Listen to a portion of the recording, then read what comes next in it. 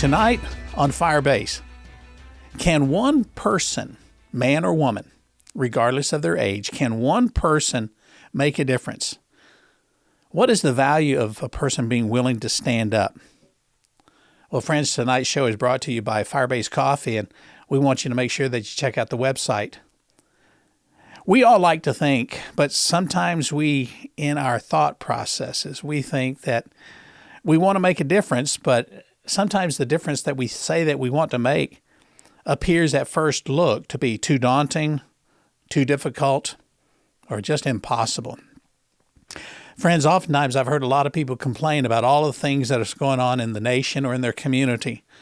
A lot of times it's like the little old men sitting around the coffee shop sucking their coffee down and they're complaining about everything. And they say it like this: why, if I were in charge? And they start talking about all the changes they'd like to make. And of course, they always bring in politics and complain about politics. Everybody likes to complain, but we don't seem to understand that we can make a difference. Friends, in the last few years, our nation has experienced what I would say is the weight of a movement to remove individual rights. A lot of Americans with whom I've chatted with just in a casual conversation, they've told me that they've been forced to endure governmental regulations. And they say it like this: government overreach. And it's been this overreach to such a degree that a lot of people have said, I haven't read anything like this since the American Revolution. And they'll quote things like the Boston Tea Party, when taxes became so severe and the push of the government became so heavy upon them. And my friends, they felt like something had to be done, but they didn't know what really needed to be done or who would be the leader. Well, you might ask, well, what in the world are you talking about? And friends, in honesty, that's a fair question to ask. What are you talking about? What kind of overreach are you talking about? And what can be done? But I want you to consider with me these short facts. When did expressing your view, especially that of a Christian conservative view, become so extreme that a lot of folks would seek to silence you or censor your view or your voice? When did just sharing from your heart core values become the kind of things that people say, oh, that's crazy stuff, you shouldn't do that? When did it become so unpopular to say, I don't agree with what the government is doing? And I'm not talking about being a radical here. I'm just talking about a person that stand up for their individual rights. A question that I've often thought: when did opposition to a mandate or governmental edict make a person or group a pariah? Well, friends, one person really can make a difference. Recently, on a trip to Baton Rouge, or as I would like to jokingly say, Baton Rouge, I met a man that really, I liked him when I first met him. From the smile on his face and that look in his eye that we used to say in the Army, it's a can-do spirit. Here's a man that didn't seek to be in the limelight or the spotlight, but for whatever reason, based upon his face or whatever, he became the man to take a stand. This man is a man by the name of Brandon Trosclair. Brandon, welcome to Firebase. Brother Gary, it's a pleasure to be here, man. And I had the same experience when I met you. Just a joy to meet you and your lovely wife. Loved every minute of our visit, and I appreciate you having me on the show today. Thank you so much. It's our pleasure, and I'm so glad you mentioned my wife. I always tell people, some years ago, I wrote some music, and I play guitar, and I made a CD in Nashville, and I put my wife's picture on there, and I let them know the only reason people would buy my CD is because her picture happens to be on there. But, when we met through a mutual friend, the Rosensterns, and they were telling us not only the fact of your being involved there with Jimmy Swaggart Ministries as a member of the church at Family Worship Center and owning a grocery store, Ralph's Market, which, by the way, folks, in the Baton Rouge area, Brandon, I thought the Ralph's Markets are just absolutely impressive, clean, and I don't mean this to be a commercial for your grocery store, but I really like the way that you present it and the people that were working there. Let me ask you this question.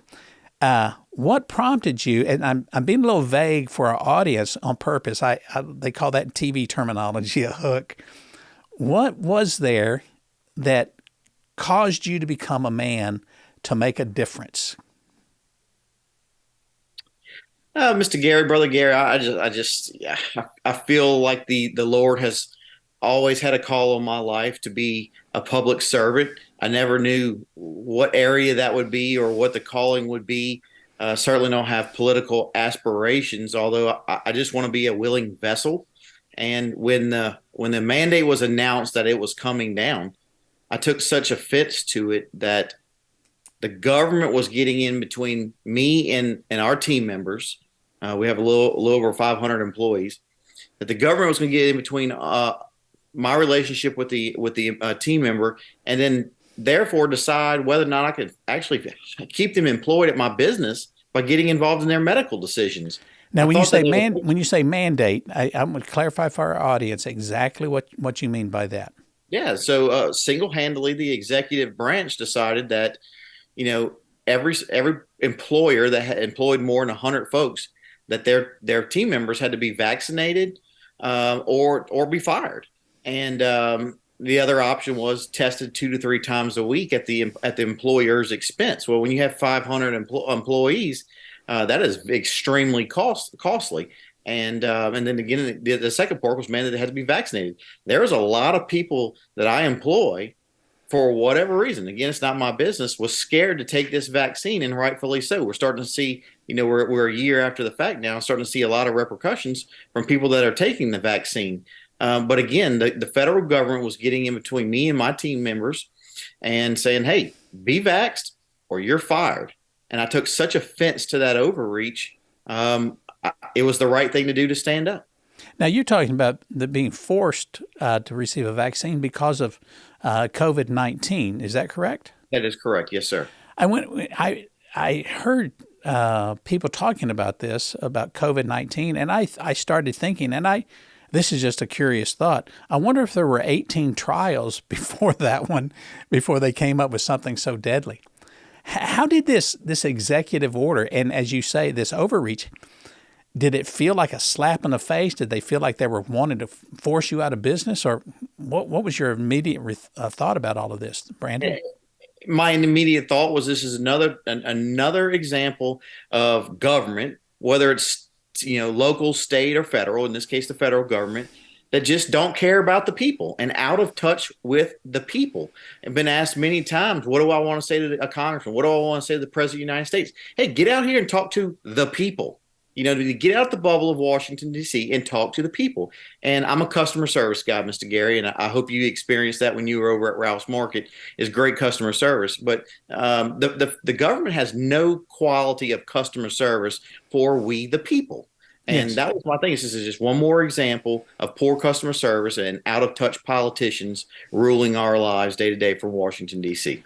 Well, Brandon, what you're talking about is a common sense approach to the needs of the individual, because one size, especially in the United States, one size does not fit all. There's a chief government official down on the border in Texas. He was on Fox News a few weeks ago, and he made a comment because they were asking him about doing a common sense approach to solving issues. And he says common sense and the folks in Washington don't play well together. No doubt about it. Was that your experience? Well, again, it was just so out of touch. And again, just the blatantly, we don't care about the people. And when we contested this mandate and successfully won all the way to the Supreme Court, we filed suit on several different aspects. One of that medical decisions like that should be left up to the local government, and then also the will of the people. But it was just a blatant overreach and overstep on the people. And what about your employees? I met your general manager down there, and I apologize. His name slips my mind at the moment. Mr. Norman. Yes, that's right. What an outstanding guy that you have working there.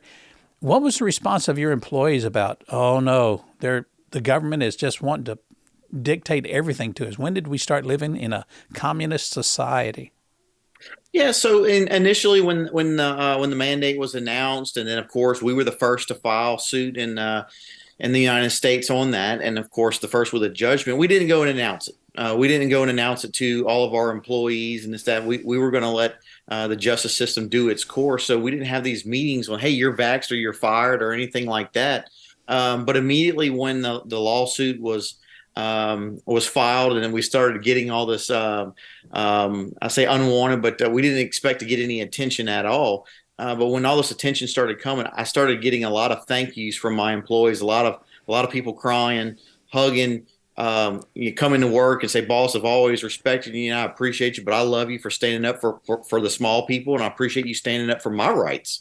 And it doesn't matter. You go from your general managers down to your cashiers, deli workers, meat department. They were proud that their boss stood up for them, and that was really exciting. Well, I tell you what, I don't know. I would hope that you've had people in the community around there, wherever your stores happen to be, that would come up to you and just say, hey, thank you for saying what I've been thinking about for a long time. Folks, this evening we're talking with Brandon Trosclair.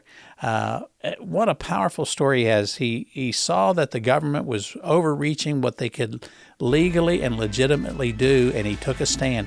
We'll talk about the court case when we get back from this short break. Don't go anywhere.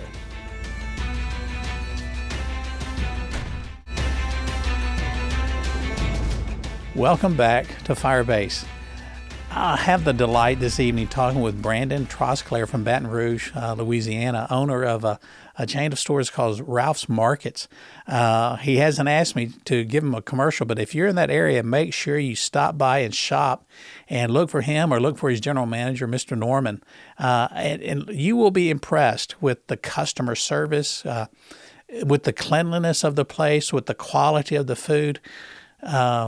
Brandon, I've got to say, aside from our interview this evening, when we were there, my wife and I were there, we were impressed with the sale prices of bacon and beef and some of the pork and, what was it? The gumbo. Some of those different things. That was awesome that we really enjoyed down there. Good deal. Good deal. Folks, I was talking with Brandon in the first segment, and we were talking about government overreach. And I started at the show about, somebody thinking or trying to understand if they can make a difference. Well, here is a man who didn't aspire to try to make a difference. And you know what, folks? The difference that he made became the first domino that helped not just himself or his employees or the community. It's one of those things when one person stands up for a cause that is right and righteous, it makes a difference, positively speaking, for every single citizen in that state and across the United States. The stand that he took was against the overreach of the government, forcing businesses that have over 100 employees, or in literally forcing everybody to receive a vaccine when they did not want it, when there was a religious exemption or a medical exemption or just some kind of a statement, I don't want to be forced into this to take a vaccine. Brandon, when you started down this path, to do pushback against the governmental overreach, I'm sure that you had a lot of people in support and a lot of people that were against you. On that latter part, would you share with our audience just a little bit some of the negative? Spiro T. Agnew, as vice president under Richard Nixon, would say the nattering negativity nabobs or something like that of people that come against you. What kind of pushback did you have when you took this stand? So, Brother Gary, initially, when you talk about going down that path, no pushback at all because I didn't reach my net far and wide to get advice on this because to me it didn't matter. It was the right thing to do. I had a conversation. We had one of our congressmen come visit the store, and we were walking through. And at the time, the mandate was not enforced yet; it was just out there. And I said, "Hey, Congressman," I said, we have 16 different entities. None of them have 100 employees, but will this affect us, and we'll be lumped together?" And he said, "Absolutely. It's like common ownership, and so with 500 employees, you will be affected for this." And I said, "Congressman, I have no choice but to stand up for my businesses and my people, and we're going to have to file suit."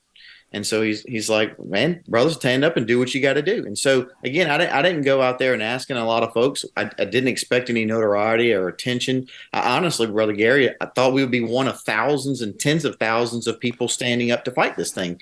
So Yep. didn't really expect anything at all, but it was the right thing to do, and that's why we did it. I tell you what, doing the right thing is sometimes never an easy task, but doing the right thing, as they say, is always the right thing to do. That's Several correct. years ago, in 2010, Michelle Bachmann, when they were trying to push back against the Obamacare, he said they were having a rally in D.C. and says, if you can't come to D.C., we urge you to go to your state capital. And so I led a group of people from the little church where I was, and here in Kentucky, there's just thousands of churches. And I thought there'd be a huge rally. When we went there, and we showed up at the state capitol at the appointed date and time, there was myself and four other people, the four that I brought. That was it. Yeah. And the folks who were with me felt disappointed because they said, well, where's the other people? And I said, listen, don't put your hope on other people.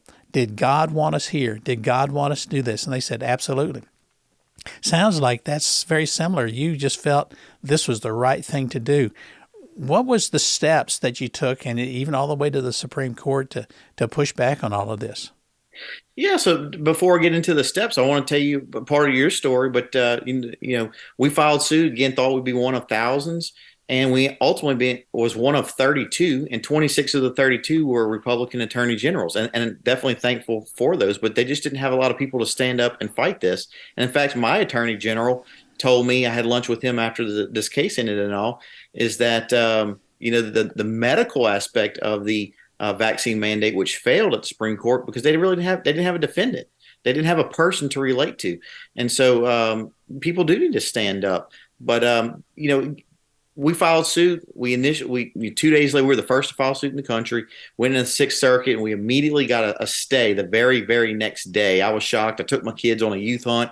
We're walking in the woods to go hopefully kill a deer. And the next thing, my phone's blowing up with several news anchors and Donald Trump Jr. and all these folks sharing that, let's go Brandon, a real life Brandon stopped the mandate.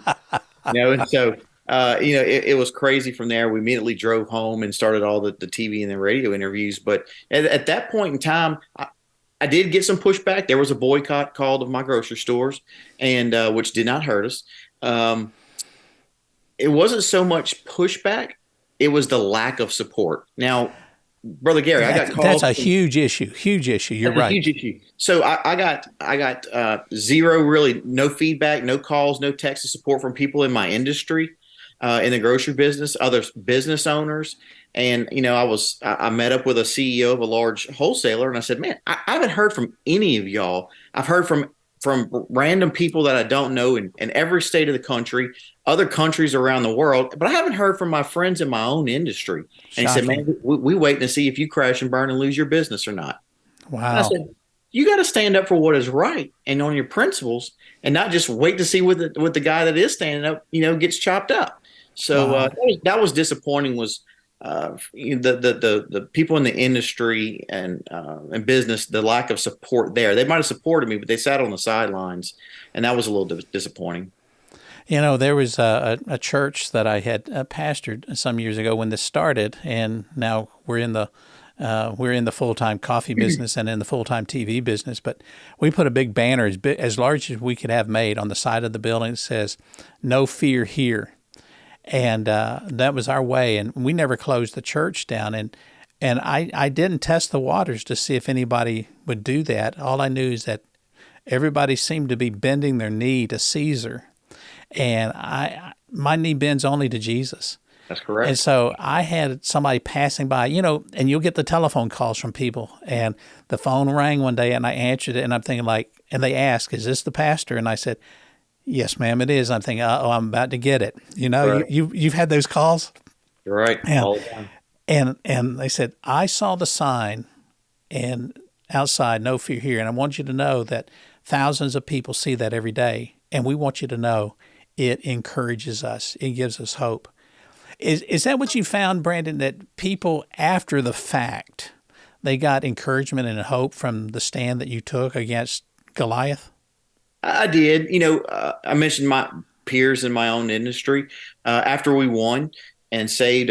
People say that we saved potentially 100 million jobs in the United States, and after we won and everything, the support definitely flowed in after the fact, and I'm very appreciative of that. But I tell you what, it was the everyday Joe that would text me via Facebook, and when things were getting tough and when the pressure was there, that they just reached out and said, "Hey, brother, I'm standing with you and I'm praying with you. My family's praying for you." That's what carried us all the way through from the start to the end. Wow. Those calls every day. What about your family? We've got about a minute for our next break. What about your family? What was their reaction through all of this? Yeah, my kids were. That's dad on TV. My dad's famous, whatever the case. But the strength from my wife. My wife stands with me every step of the way. She always has and always will. But our strength comes from the Lord, and my family was 100% supportive in the whole thing. Again, they knew this was the right thing to do. We didn't know what was going to happen. I think one of my very first interviews when this whole thing went down was a radio station in Virginia, and the guy asked me, he said, "Mr. Trosclair, are you worried about any backlash from the federal government or anything?" And I said, "You know what? I never even crossed my mind." I said, "I'm standing up, doing all right." And I said, "The Lord will fight my battles. I'm not worried about it. The Lord will take care of me." And Amen. that was my stand. Hey, my brother, and listen, we'll be right back. And after this short break, I want you to know how much personally I've just enjoyed hearing these words. They encouraged me as well. Folks, you need to know one man can make a difference. We've learned that from Brandon Trosclair. We will be right back after this short commercial break.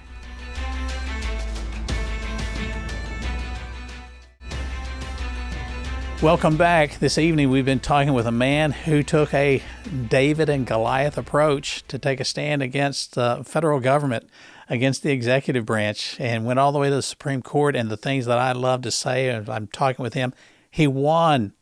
Listen, everybody likes a winner, and I like this man not only because he's a winner, but because he's a brother in Christ.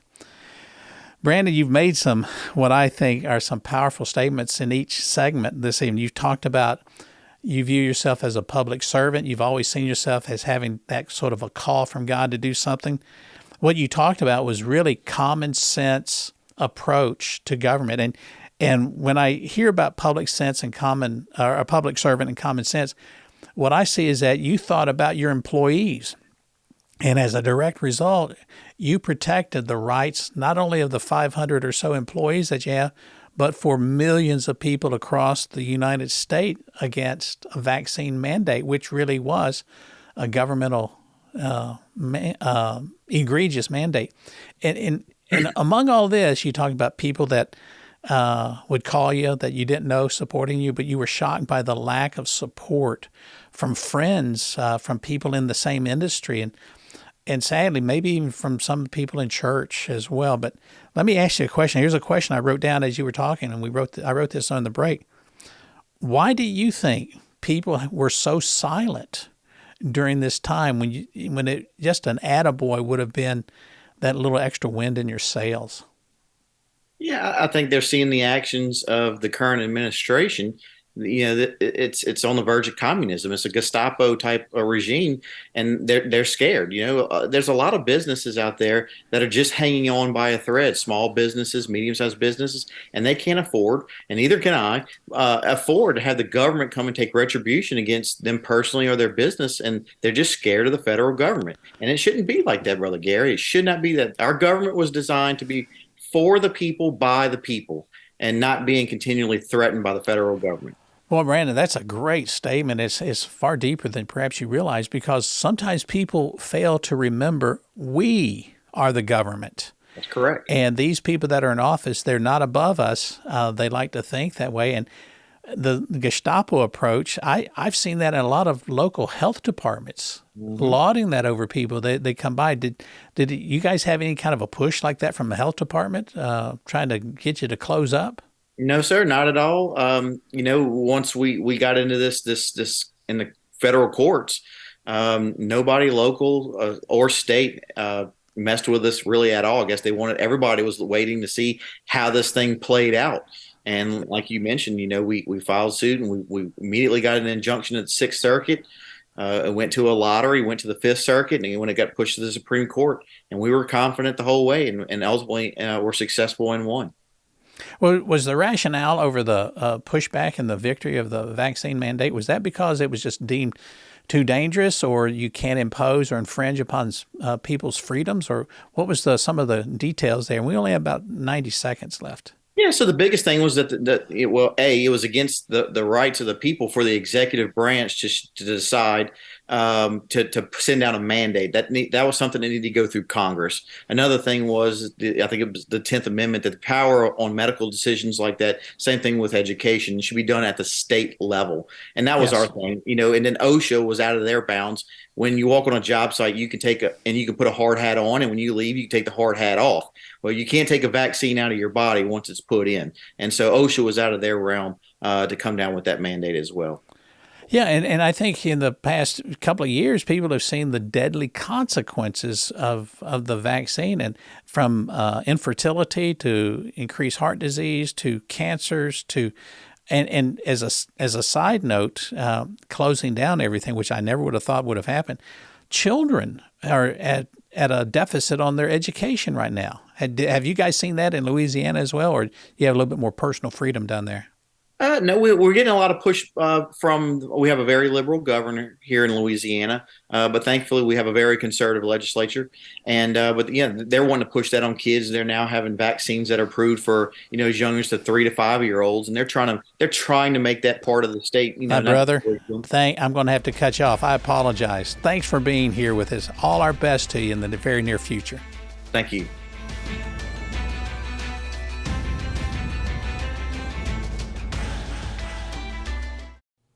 Thanks for watching this most recent episode.